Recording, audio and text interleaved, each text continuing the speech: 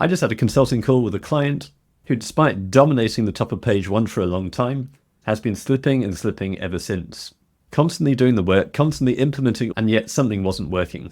This is a very familiar feeling for a lot of us, where you're just building more links, your page is perfect, you're doing absolutely everything right, and yet somehow Google isn't rewarding you for it. So for this particular page, when you reached out, first I checked his content score, and that was way up at 82, far above most competitors. And then I look at the backlink profile, both the overall domain authority and also the page level authority. As I've discussed in other videos, many sites are quite top heavy where their domain authority is good, but the page level authority is weak. But in this case, strong domain rating of 34, and then an individual URL rating of 15, which is also very strong, provided by 382 backlinks from 42 domains. So if we scroll up and look at the top 3, we can see that, yes, for the top 3, he's weak on domain rating, but there is an 18 there. And then we've got a 54 and a 16 quite high up on page 1. And then in terms of URL rating, he is in line with the competition. We've got 13, 14, 0, 0, 6. So where he's currently at, 34 and 15, I would say that combination with the good on-page score should still have him high up on page 1. And yet this page is declining. And why is that? Well, whenever that happens, I recommend going back to basics and just looking at the top 5 results in Google. And I'm not saying about using any tool, I'm saying this is just an eyeball matter. And often the solutions can be quite obvious. So in this case, if I just open up some of these competitors, it becomes very clear what has actually happened, where the way Google's actually treating that keyword has changed. And what we're seeing is actually directory sites for the profiles, which are ranking top for this query. So this was one of them. And then we have another one here. And again, it's the exact same layout. So lots of us are already aware when you first start targeting a keyword, then you do want to check this to make sure you are producing the right kind of page in order to rank for that keyword. Whether it's an e-commerce product page, a category collections page, a listicle, a long form blog post, this is really important.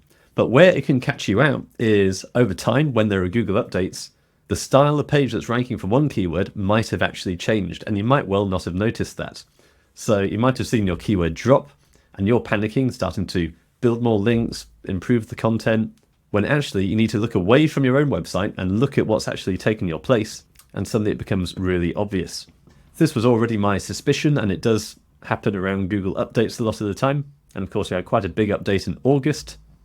For more details about this, and indeed for future Google updates, I recommend you go and sign up to the pre-launch of my Google Update Survival Guide. If you join this list, you'll get it free at launch rather than having to pay. Now, this is not a specific recovery guide for any particular update, but rather the process I go through at an update or whenever a client has got stuck in order to go through and work out what are the major changes that have happened as a result of this update, and therefore how do you need to change your site in order to adapt to what's now ranking. So I'll leave a link below, sign up to the list and get it for free. But this solution was very much part of that. Following that process where we can see, whereas before, like my client, we had individual wedding magicians and they've all been knocked down considerably. And what's risen up instead are largely directories. And we can see these are actually largely targeting the plural of magicians rather than just magician. So normally I would say wedding magician is singular, and therefore it's very likely that a long form sales page is going to rank for that particular keyword. People searching for a wedding magician want a wedding magician, not a whole directory. But very often Google will introduce these nuances and test things based on what it thinks might be a better search result. For instance, I've worked with a lot of insurers in the past, and there's one client where we had the more niche, the more relevant page specifically addressing a certain kind of insurance. And we were therefore able to outrank moneysupermarket.com, which had a lot more authority, but had more of a general page about that niche of insurance, rather than that specific type of insurance. And what we generally find is, with one update, we'd rank number 1 above them for a long time, and then an update would come along and suddenly Money Supermarket would outrank us. And we'd find that that update had prioritized authority over relevance. But then the next update after that would then reverse that, and suddenly relevance became more of a factor again. And in this case, we can just see a night and day difference where so many individual service pages have just disappeared and directory pages have come up. We can even see these being pretty much dynamically generated with these long query streams that are getting indexed. So this is almost like a search results page on the website, because it's got a question mark in it, which is therefore inputting a load of filters on the final URL.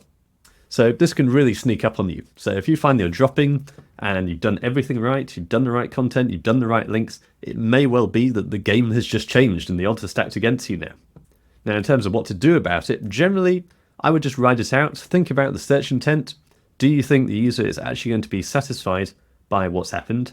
Because as I say, quite often the next Google update will reverse it.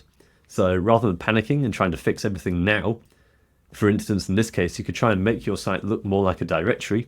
And I don't know, are you going to partner up with other people in your niche? Or are you just going to create a load of fake profiles? At that stage, you probably are overthinking it. If it's a really important keyword for you, then you might want to try and test that out.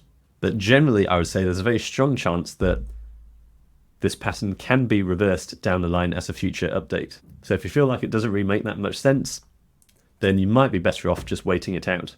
And in terms of how important that keyword is for you, hopefully you've already ranked well for it before, and therefore you've got an idea of how well it converts. If not, then I do recommend running a limited budget of paid ads. So go into Google Ads, set an exact match target keyword of the keyword you're looking to target organically, and just put a couple of $100 for it and let it run. And just try and work out, does that keyword actually convert as well as you think it does? In which case, then you know it's going after. You don't want to wait 6 months for the next Google update. You want to act now to try and fix this. Now, one of the things I brought up in this consultancy was the topic of over-optimization.